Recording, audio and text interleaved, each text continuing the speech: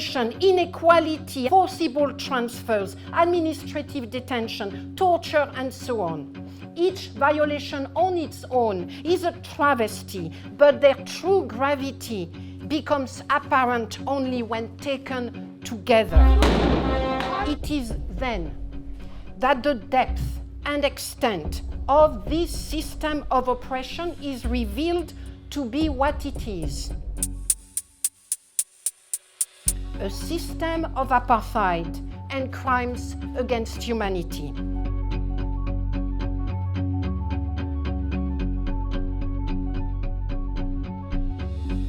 Amnesty's report makes clear that Israel enforces a regime of systematic oppression and racial domination against Palestinians, and that its political and legal systems are designed to enforce and secure Jewish racial supremacy and domination.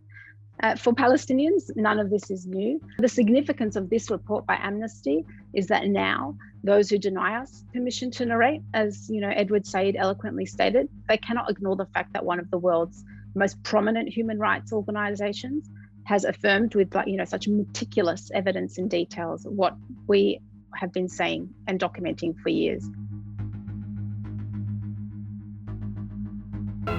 In May of 1948, a new Jewish state, Israel, was born in a bath of blood. Here, Israeli troops routed the Arabs and took hundreds of prisoners. Systematic effort by settler groups, encouraged by right-wing Israeli politicians, to force Palestinians out and move Israelis in to change. Israel's apartheid regime impacts on the Palestinian people as a whole, including Palestinian refugees in other countries. My Palestinian cousins and family in Jordan are denied the right to step foot on Palestinian soil.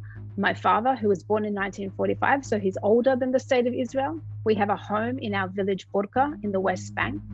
He can only visit on an Australian passport, only if an Israeli soldier at the border decides on a whim to grant him permission to enter. The first trip we were allowed 7 days. The second trip, the soldier was a bit grumpier and only allowed us 5.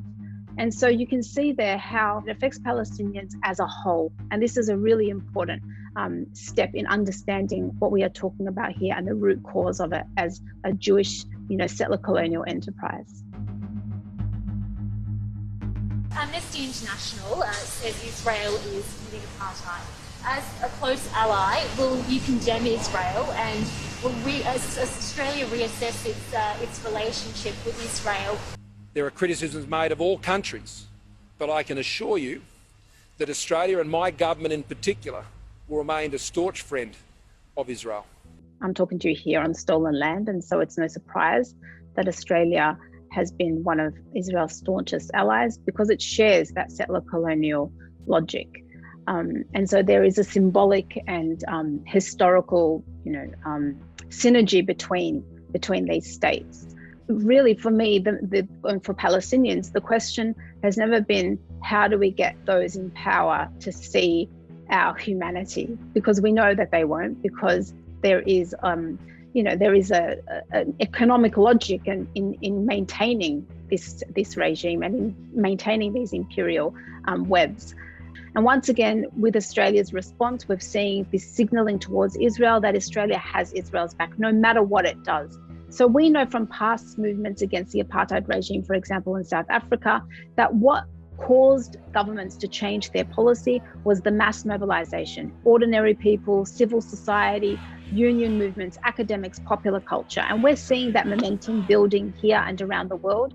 Popular support of Palestinians is growing, and that dam is going to burst. And those who support apartheid will be on the wrong side of history.